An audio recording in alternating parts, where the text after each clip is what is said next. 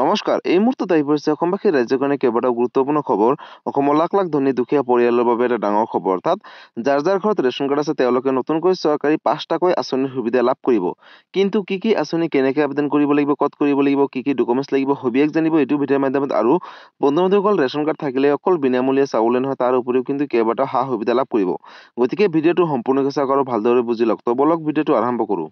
আৰু আজিৰ 1 নম্বৰ আঁচনিটো হৈছে ৰাজ্যবাসীৰ বাবে এটা ডাঙৰ আঁচনি। অৰ্থাৎ যাৰ যাৰ ঘৰত ৰেচন কাৰ্ড আছে তেওঁলোকে অকল বিনামূলীয়া চাউলে নহয়, চাউলৰ উপৰিও কিন্তু কেইবাটাও সা সুবিধা লাভ কৰিব চৰকাৰী।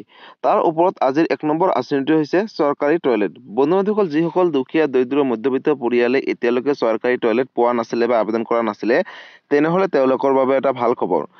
কাৰণ ৰাজ্যত নতুনকৈ টয়লেটৰ বাবে আবেদনৰ প্ৰক্ৰিয়াটো চলি আছে। যিসকল দুখীয়া, দৰিদ্ৰ পৰিয়ালৰ ঘৰত ৰেচন কাৰ্ড আছে তেওঁলোকে কিন্তু নতুনকৈ চৰকাৰী টয়লেটৰ বাবে আবেদন কৰিব পাৰিব। বন্ধু-বান্ধৱীসকল, ইতিমধ্যে মুখ্যমন্ত্ৰী ডক্টৰ হিমন্ত বিশ্ব শৰ্মাই ঘোষণা কৰিছে যে যিসকলে নতুনকৈ টয়লেট আবেদন কৰিব তেওঁলোকক কিন্তু 18,000কৈ টকা প্ৰদান কৰিব ডাইৰেক্ট ডিবিটিৰ মাধ্যমত। গতিকে বন্ধু-বান্ধৱীসকল, পূৰ্বৰ দৰে নহয়, এতিয়া বহুতোখিনি সা-সলনি কৰিছে। গতিকে আপোনালোকে যেতিয়াই নতুনকৈ চৰকাৰী টয়লেট আবেদন কৰিব তাৰ আগতে নিজৰ নথি-পত্ৰসমূহ ৰেডি কৰি ৰাখিব। কাৰণ ইতিমধ্যে আবেদনৰ প্ৰক্ৰিয়াটো চলি আছে। আপোনালোকে ওচৰ চুবুৰীয়া যিকোনো CHC চেণ্টাৰত গৈ কিন্তু নতুনকৈ চৰকাৰী টয়লেট আবেদন কৰিব পাৰিব। আৰু চৰকাৰী টয়লেট ৰূপে আপোনালোকক দিব 18,000কৈ টকা আৰু 2টা ইনষ্টলমেণ্টৰ যোগেদি। আৰু প্ৰথম কিস্তি ৰূপে দিব আপোনালোকক 9,000কৈ টকা ডিবিটিৰ মাধ্যমত আৰু দ্বিতীয় কিস্তি ৰূপে দিব 9,000কৈ টকা ডিবিটিৰ মাধ্যমত। গতিকে আপোনালোকে অতি শীঘ্ৰেই নতুনকৈ চৰকাৰী টয়লেট আবেদন কৰক আৰু চৰকাৰী টয়লেট ৰূপে আপোনালোকে টকাসমূহ লাভ কৰক। আৰু তাৰ বাবে আপোনালোকৰ ৰেচন কাৰ্ড থকাটো বাধ্যতামূলক। আৰু তাৰ উপৰিও বেংক একাউণ্ট লাগিব, আধাৰ কাৰ্ড লাগিব, আপোনালোকৰ এড্ৰেছ প্ৰুফ বা এজ প্ৰুফ এটা ডকুমেণ্টছ লাগিব, ফটো লাগিব, মোবাইল নম্বৰ লাগিব, লগতে আপোনালোকৰ বেংক একাউণ্ট একদম বেংকৰ লগত আধাৰ কাৰ্ড লিংক থাকিব লাগিব। তেতিয়া আপোনালোকে নতুনকৈ চৰকাৰী টয়লেট লাভ কৰিব। আৰু বন্ধু-বান্ধৱীসকল, যিকোনো পেন কাৰ্ড বা আপোনালোকৰ ভোটাৰ ID কাৰ্ড দিব, তেতিয়া আপোনালোকে কিন্তু নতুনকৈ আবেদন কৰিব পাৰিব। আৰু ইতিমধ্যে আবেদনৰ প্ৰক্ৰিয়াটো চলি আছে। আপোনালোকে ওচৰ চুবুৰীয়া CHC চেণ্টাৰত গৈ আজি আবেদন কৰক আৰু চৰকাৰী টয়লেট ৰূপে টকাসমূহ লাভ কৰক। গতিকে বন্ধু-বান্ধৱীসকল, চৰকাৰী টয়লেটক লৈ কিবা সুধিবলগীয়া বা বিশেষ জানিবলগীয়া আছে আপোনালোকে মোক কমেণ্ট কৰি জনাব। মই নিশ্চয় ৰিপ্লাই দিবলৈ চেষ্টা কৰিম। আৰু আজিৰ পৰৱৰ্তী খবৰটো হৈছে ৰাজ্যবাসীৰ বাবে আন এটা ডাঙৰ খবৰ। অৰ্থাৎ 2 নম্বৰ আঁচনিটো হৈছে যাৰ যাৰ ঘৰত ৰেচন কাৰ্ড আছে তেওঁলোকে নতুনকৈ অৰুণোদয় আঁচনি 3.0 আবেদন কৰিব পাৰিব। বন্ধু-বান্ধৱীসকল, আপোনালোকে সকলোৱে গম পাইছে যে অৰুণোদয় আঁচনি হৈছে এনেকুৱা এটা আঁচনি, এইটো আঁচনিৰ জৰিয়তে প্ৰতি মাহৰ 10 তাৰিখে 1250 টকাকৈ ডিবিটিৰ মাধ্যমত ডাইৰেক্ট বেংক একাউণ্টত প্ৰেৰণ কৰে ৰাজ্য চৰকাৰে। গতিকে যিসকল দুখীয়া, দৰিদ্ৰ আৰু মধ্যবিত্ত পৰিয়ালৰ লোক আছে তেওঁলোকে কিন্তু এই অৰুণোদয় আঁচনি 3.0 আবেদন কৰিব পাৰিব। তাৰ বাবে আপোনালোকৰ ৰেচন কাৰ্ড থকাটো বাধ্যতামূলক। আৰু ইতিমধ্যে মুখ্যমন্ত্ৰী ডক্টৰ হিমন্ত বিশ্ব শৰ্মাই ঘোষণা কৰিছে যে যাৰ যাৰ ঘৰত ৰেচন কাৰ্ড আৰু আধাৰ কাৰ্ড আছে তেওঁলোকে নতুনকৈ অৰুণোদয় আঁচনি 3.0 আবেদন কৰিব পাৰিব। আৰু ইতিমধ্যে যোৱা 19 ছেপ্টেম্বৰ তাৰিখে মুখ্যমন্ত্ৰী ডক্টৰ হিমন্ত বিশ্ব শৰ্মাই অৰুণোদয় আঁচনি 3.0 শুভ আৰম্ভণি কৰিছে। কিন্তু এতিয়ালৈকে অফিচিয়েলভাৱে আবেদনৰ প্ৰক্ৰিয়াটো আৰম্ভ হোৱা নাই, যাৰ বাবে আপোনালোকৰ মাজত এতিয়া মই অৱগত কৰিব নোৱাৰিছোঁ। কিন্তু আপোনালোকৰ ঘৰত যদিহে ৰেচন কাৰ্ড আৰু আধাৰ কাৰ্ড আছে তেনেহ'লে কিন্তু আহিবলগীয়া সময়ত, অৰ্থাৎ পঞ্চায়ত নিৰ্বাচনৰ পিছতে নতুনকৈ অৰুণোদয় আঁচনি 3.0 ফৰ্ম বিতৰণ কৰিব। আৰু তেতিয়া আপোনালোকে লগালগ ফৰ্মখন ফিল আপ কৰি আপোনালোকে নিজৰ নিৰ্দিষ্ট গাঁও পঞ্চায়ত অথবা জিলা উপায়ুক্ত কাৰ্যালয়ত জমা দিব। আৰু তেতিয়া কিন্তু আপোনালোকে নতুনকৈ অৰুণোদয় আঁচনি 3.0 হিতাধিকাৰী হ'ব। গতিকে বন্ধু-বান্ধৱীসকল, যিসকল দুখীয়া, দৰিদ্ৰ, মধ্যবিত্ত পৰিয়ালৰ ঘৰত ৰেচন কাৰ্ড, আধাৰ কাৰ্ড আছে তেওঁলোকে কিন্তু অৰুণোদয় আঁচনি 3.0 আবেদন কৰিব পাৰিব।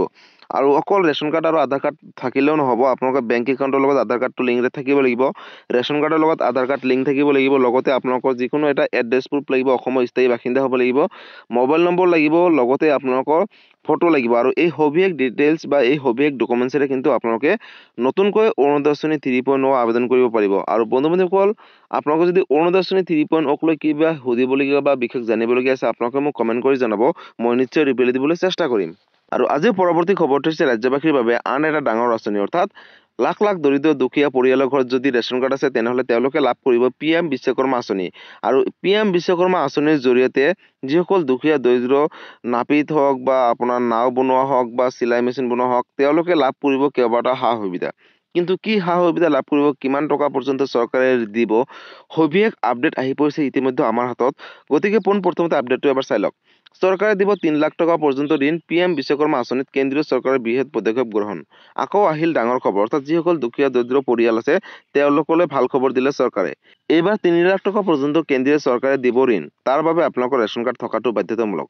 মাত্ৰ ৫% সুদতে লাভ কৰিব এই ঋণ বুলি ইতিমধ্যে চৰকাৰে ঘোষণা কৰিছে। লগতে কোটি কোটি দৰিদ্ৰ লোকৰ বাবে মোদী চৰকাৰৰ বৃহৎ পদক্ষেপ গ্ৰহণ কৰিলে নতুনকৈ। আৰু যিসকল দুখীয়া দৰিদ্ৰ পৰিয়াল আছে যদি তেওঁলোকৰ ঘৰত ৰেচন কাৰ্ড আছে তেনেহ'লে লাভ কৰিব এই আঁচনিৰ সুবিধা। ৰাজমিস্ত্ৰী, কাঠমিস্ত্ৰী, নাপিত, ফল মূলৰ ব্যৱসায়ী, ক্ষুদ্ৰ ব্যৱসায়ীসকলৰ বাবে লৈ আহিছে অবিলাসী আঁচনি। এই আঁচনি আনিছে নতুনকৈ চৰকাৰে। আৰু এই ঋণৰ বাবে কি কৰিব লাগিব, ক'ত আবেদন কৰিব লাগিব? আপোনালোকে আবেদন কৰিলেহে লাভ কৰিব। প্ৰথম অৱস্থাত আপোনালোকক দিব 1 লাখকৈ টকা চৰকাৰে আৰু তাৰ বাবে আপোনালোকৰ ৰেচন কাৰ্ড থকাটো বাধ্যতামূলক। 18 মাহৰ পিছত 2 লাখ টকা আৰু পৰৱৰ্তী পৰ্যায়ত অধিক লোন পাবলৈ সক্ষম হ'ব। ইয়াৰ বাবে আপুনি সঠিকভাৱে কৰিব লাগিব আবেদন, অৰ্থাৎ যেতিয়া আবেদন কৰিব শুদ্ধভাৱে আবেদন কৰিব লাগিব। এই ঋণে 8% পৰ্যন্ত লাভ কৰিব ছাবচিডি বুলি ইতিমধ্যে চৰকাৰে ঘোষণা কৰিছে। ইতিমধ্যে আৰম্ভ হৈছে ঋণ প্ৰদানৰ প্ৰক্ৰিয়া, অৰ্থাৎ আবেদনৰ প্ৰক্ৰিয়াটো ৰাজ্যত চলি আছে। কিদৰে কৰিব পাৰিব আবেদন? যদিহে আপোনালোকৰ ঘৰত ৰেচন কাৰ্ড আছে তাৰ উপৰিও আপোনালোকে কেনেকৈ আবেদন কৰিব? আবেদনৰ বাবে আপুনি ভাৰতীয় নাগৰিক হ'ব লাগিব, অৰ্থাৎ ইণ্ডিয়ান চিটিজেনশ্বিপ হ'বই লাগিব। বয়সৰ সীমা 18 বছৰৰ উৰ্ধত হ'ব লাগিব, অৰ্থাৎ 18 বছৰ প্লাছ হ'ব লাগিব। আৰু আবেদনকাৰী কিন্তু কেন্দ্ৰীয় চৰকাৰৰ ঋণগ্ৰস্ত হ'ব নালাগিব বুলি ইতিমধ্যে চৰকাৰে কেইবাটাও নিয়ম বান্ধি দিছে। কি কি নথিপত্ৰৰ প্ৰয়োজন হ'ব যদিহে আপোনালোকে নতুনকৈ PM বিশ্বকৰ্মা আঁচনি আবেদন কৰিব হয়? আধাৰ কাৰ্ড, পৰিচয় পত্ৰ, স্থায়ী বাসিন্দা প্ৰমাণপত্ৰ, জাতিগত প্ৰমাণপত্ৰ, bank account, passport size photo আৰু মোবাইল নম্বৰ। আৰু এই সবিশেষ যদি আছে তেনেহ'লে আপোনালোকে নতুনকৈ লাভ কৰিব PM বিশ্বকৰ্মা আঁচনিৰ অধীনত টকা। কোনে কোনে লাভ কৰিব এই ঋণ? কাঠমিস্ত্ৰী, কমাৰ, সোণাৰী, ৰাজমিস্ত্ৰী, নাপিত, ধোবা এইসকলে লাভ কৰিব নতুনকৈ। আৰু দৰ্জী, ভাস্কৰ্য শিল্পী, পুতলা নিৰ্মাণ কৰোঁতা আদি ব্যৱসায়ীসকলে কৰিব পাৰিব আবেদন। আৰু বন্ধু বান্ধৱীসকল, ইতিমধ্যে আপোনালোকক সকলোৱে কৈছোঁ যে ৰেচন কাৰ্ড থাকিলেহে কিন্তু এই আঁচনিটো আবেদন কৰিব পাৰিব। অৰ্থাৎ PM বিশ্বকৰ্মা আঁচনি আবেদন কৰিব হ'লে আপোনালোকৰ ৰেচন কাৰ্ড থকাটো বাধ্যতামূলক। গতিকে বন্ধু বান্ধৱীসকল, যিসকল দুখীয়া দৰিদ্ৰ পৰিয়াল আছে, কাঠমিস্ত্ৰী হওক, ৰাজমিস্ত্ৰী হওক বা নাও বনোৱা হওক, পুতলা বনোৱা হওক, তেওঁলোকে কিন্তু এই আঁচনিৰ জৰিয়তে প্ৰথম কিস্তি ৰূপে 1 লাখ টকাকৈ লাভ কৰিব। আৰু দ্বিতীয় কিস্তি অৰ্থাৎ 18 মাহৰ পিছত তেওঁলোকক 2 লাখ টকা দিব। আৰু পৰৱৰ্তী সময়ত কিন্তু অধিক লোনৰ বাবে আবেদন কৰিব পাৰিব। আৰু এই লোন কিন্তু ছাবচিডি হিচাপেও বহুতমান টকা দিব। লগতে আপোনালোকে অতি কম সুদত এই টকাসমূহ লাভ কৰিব। গতিকে PM বিশ্বকৰ্মা আঁচনিলৈ যদি আপোনালোকে আবেদন কৰিব বিচাৰিছে তেনেহ'লে ওচৰ চুবুৰীয়া আপোনালোকে CHC চেণ্টাৰত গৈ কিন্তু আবেদন কৰিব পাৰিব। আৰু ইতিমধ্যে আবেদনৰ প্ৰক্ৰিয়াটো চলি আছে। আৰু যদি অধিক জানিবলৈ থাকে আপোনালোকে মোক কমেণ্ট কৰি জনাব, মই নিশ্চয় ৰিপ্লাই দিবলৈ চেষ্টা কৰিম। আৰু আজিৰ পৰৱৰ্তী খবৰটো হৈছে ৰাজ্যবাসীৰ বাবে আন এটা ডাঙৰ আঁচনি, অৰ্থাৎ যাৰ যাৰ ঘৰত ৰেচন কাৰ্ড আছে তেওঁলোকে নতুনকৈ চৰকাৰী PMAYGৰ অধীনত চৰকাৰী ঘৰ লাভ কৰিব। বন্ধু বান্ধৱীসকল, যদি আপোনালোকে দুখীয়া দৰিদ্ৰ আৰু মধ্যবিত্ত পৰিয়ালৰ হয় তেনেহ'লে আপোনালোকৰ বাবে এটা ভাল খবৰ।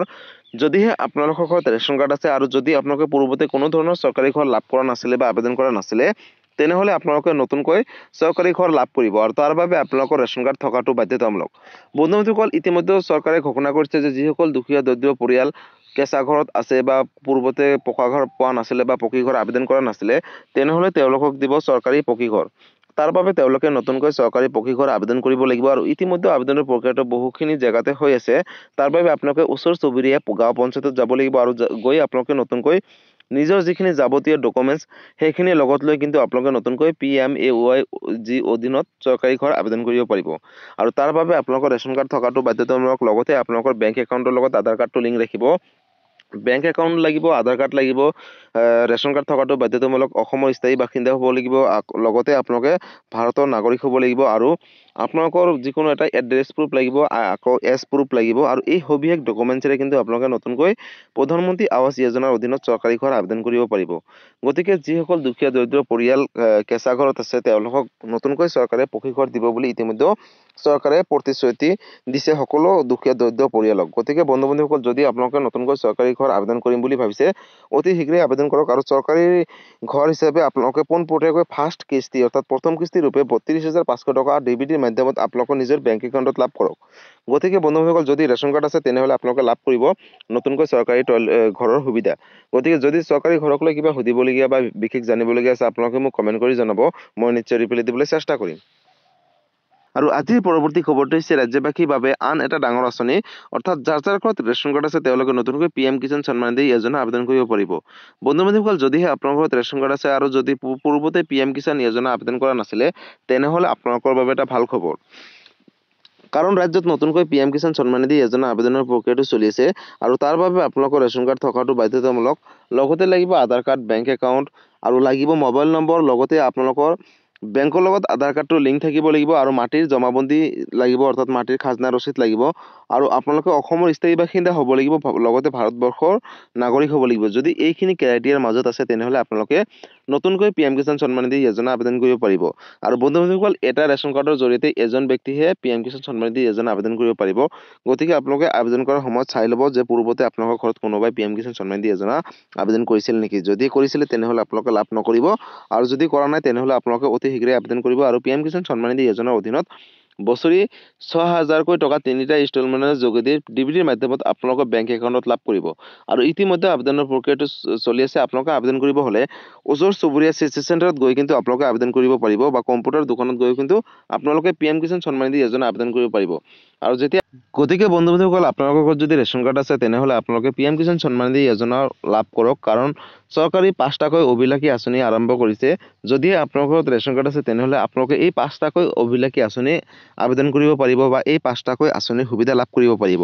তাৰ উপৰিও কেইবাটাও আঁচনি আছে আৰু সেই আঁচনিসমূহ মই নেক্সট এটা ভিডিঅ'ৰ জৰিয়তে আপোনালোকৰ মাজত অৱগত কৰিম।